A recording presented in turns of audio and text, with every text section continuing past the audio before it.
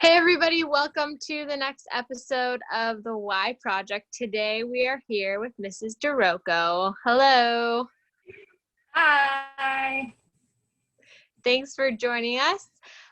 Let's just dive right in. What is your why? Why do you show up to work? Why are you passionate about teaching? And maybe even share a little bit of how you got into teaching. So I am the youngest of 5 kids, and so I was born kind of trying to catch up to everybody.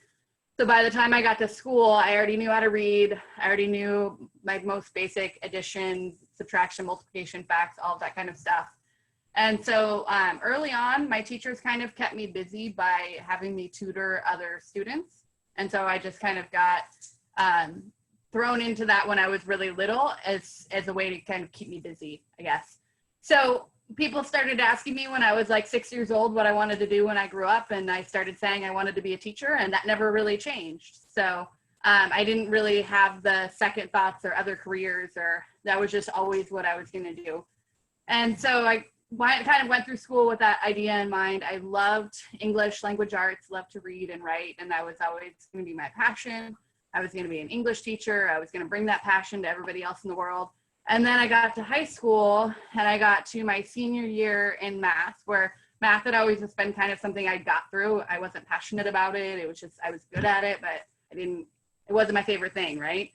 But I got to my senior year, and Jim Freeman, who a lot of people in the community know, was my senior calculus teacher.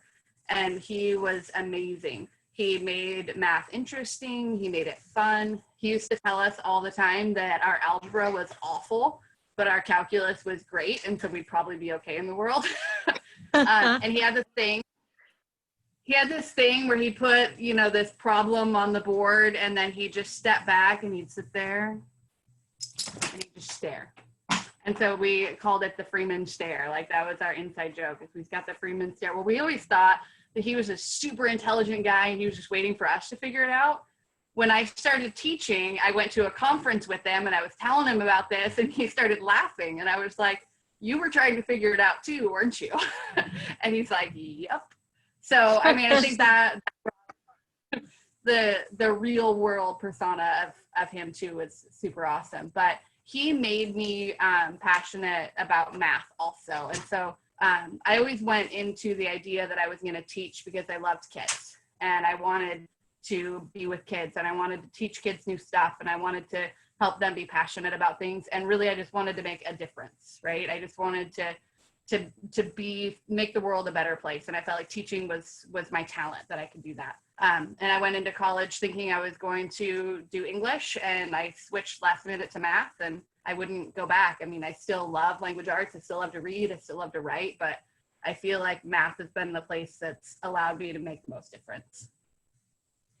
Yeah, sweet. We definitely need teachers who are passionate about teaching math, and you are one of them. So we're glad you're at Baker.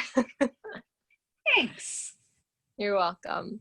The next question is, what is something encouraging, or what's a challenge you have for our viewers to engage in during this kind of challenging time?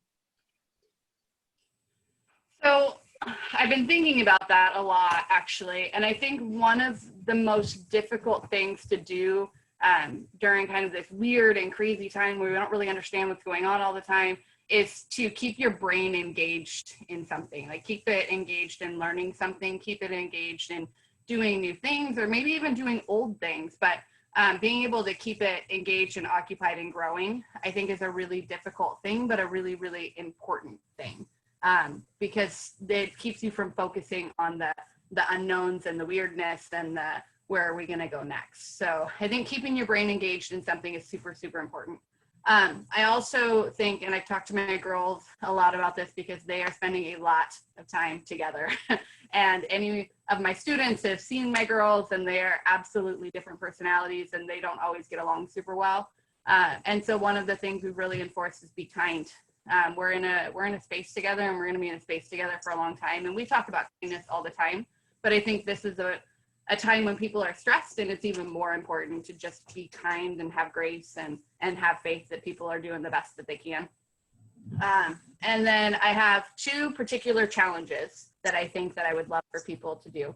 Number 1 is to write a journal, even if it's just a few sentences a day or whatever, to help you remember what you're thinking, what you're feeling, what you're doing during this time. Because I think in 40 or 50 years, when people are looking back on this time, it's going to be a really pivotal time in a lot of lives. And so having that kind of reflection is super important. And I don't think that's something we do very well anymore, where we used to handwrite letters and send them to people, or write diaries or whatever it was. I don't think that that's something people engage in very much. And so journaling, I think, would be great.